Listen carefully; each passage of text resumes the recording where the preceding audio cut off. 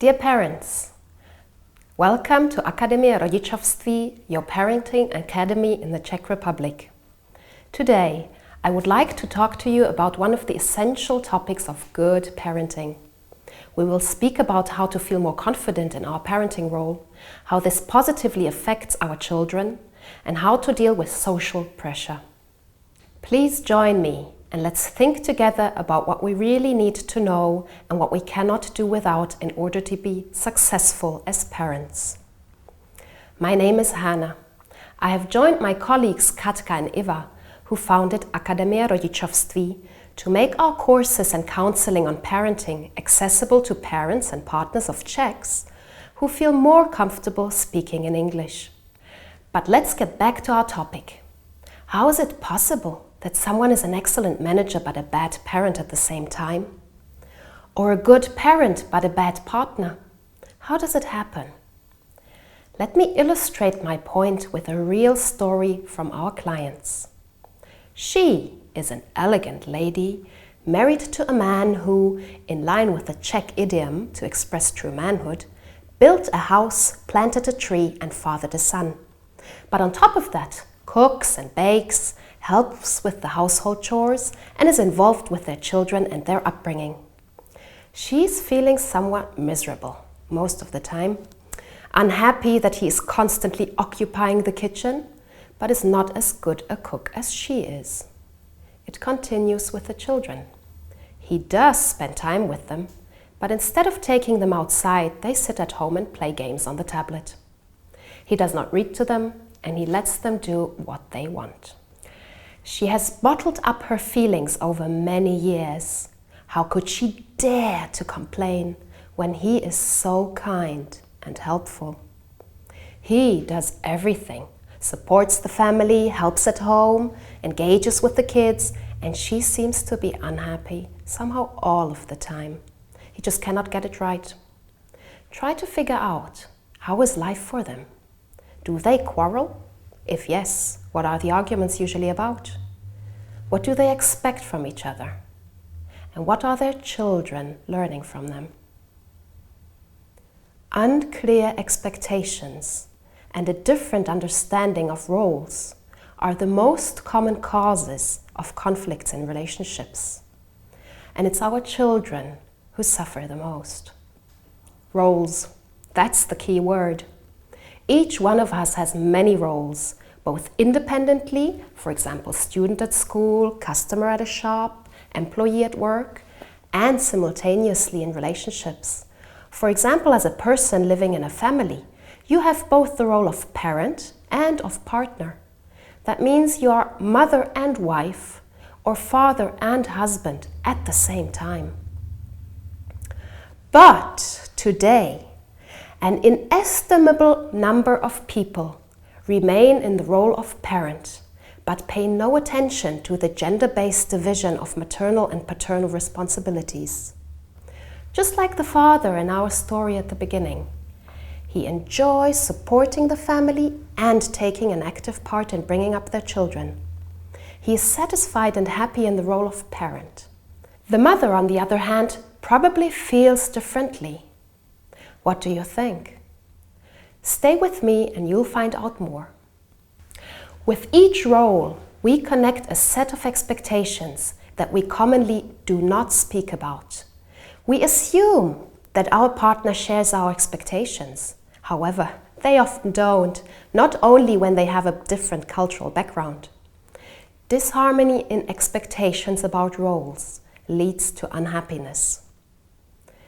Today I would like to show you what to do and how to have a happy family where everybody feels content. Remember, roles are part of you. You are formed by your roles. If you want to succeed at parenting, it is vital to start talking about roles and expectations, to know who I am and who my partner is. What do I expect from my children?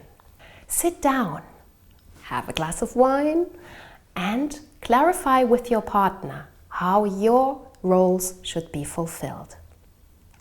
Follow these essential 3 steps that lead to family harmony. First, become aware that you are mother, wife, daughter, or father, husband, son, that you have many roles at the same time, as I mentioned earlier. Step number 2, ask yourself, how do I imagine a good father or a good mother? In other words, what do you expect from these roles? Then, step number 3, talk to your partner about his or her views. What does your partner expect from you in each of these roles? And what do you expect from your partner in each of his or her roles? Discuss, explore, adjust. Make sure to synchronize your mutual expectations and roles. If the couple in our story followed these 3 steps, how do you think their relationship would change? And how would that impact their children? The function of roles shouldn't be underestimated. Children learn through observing. Parents are the first and the most important model of roles.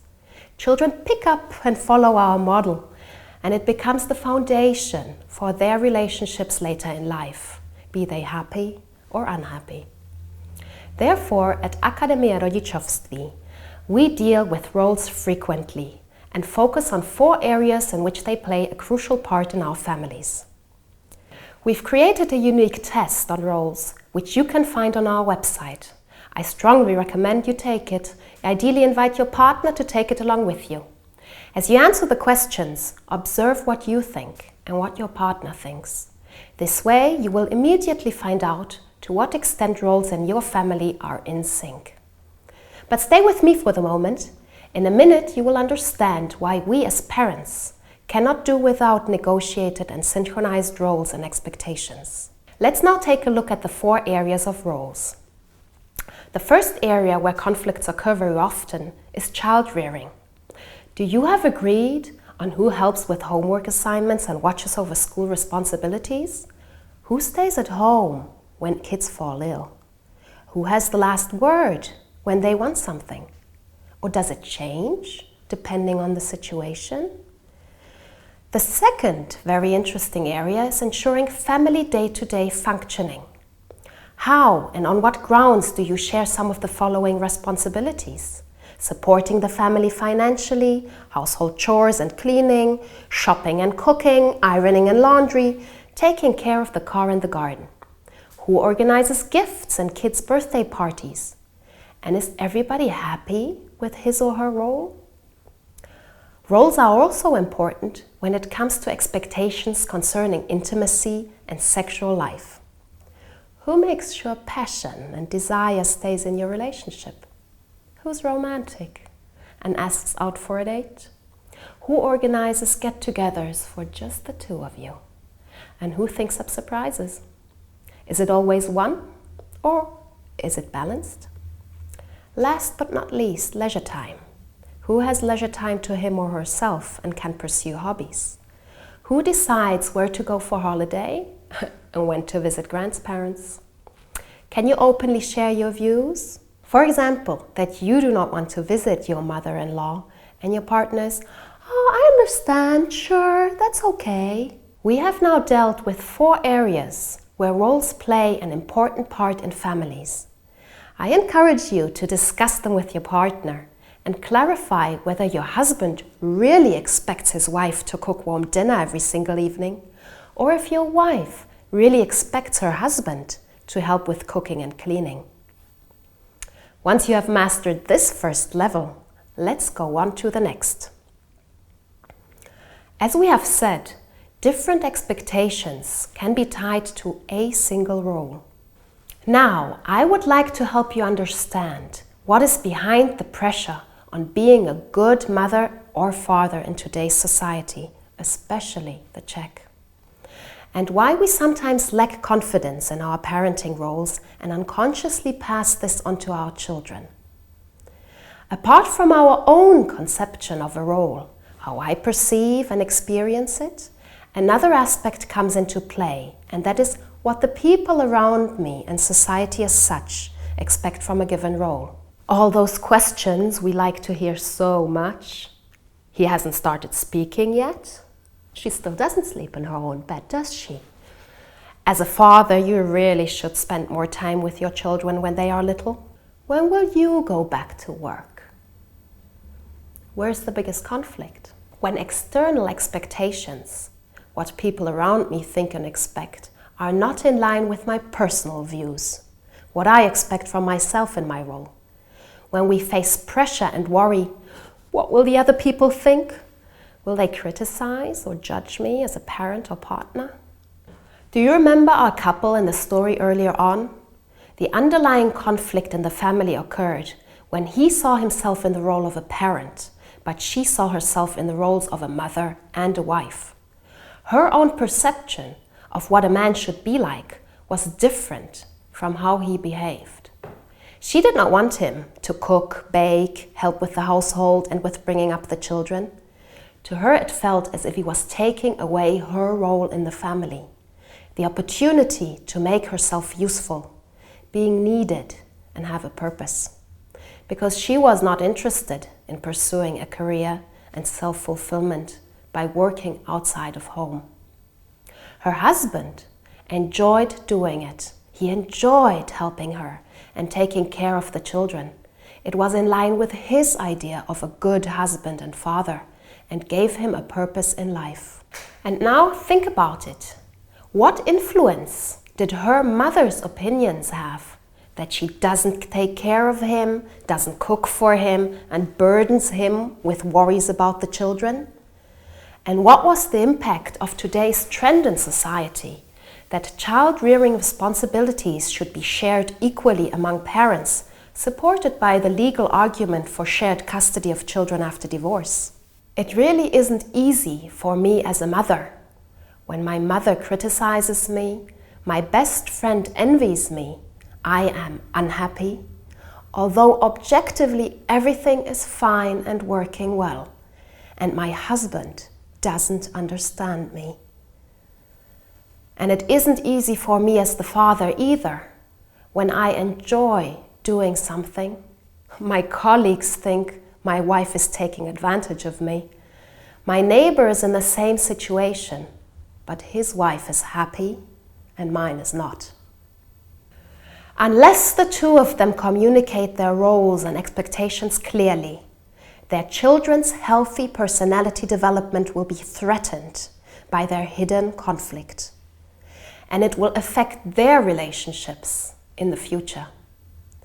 Today, we have many possibilities. It is no longer obvious whose role it is to provide for the family financially and whose to take care of the household and children. Our children are growing up in times of increasing role diversity.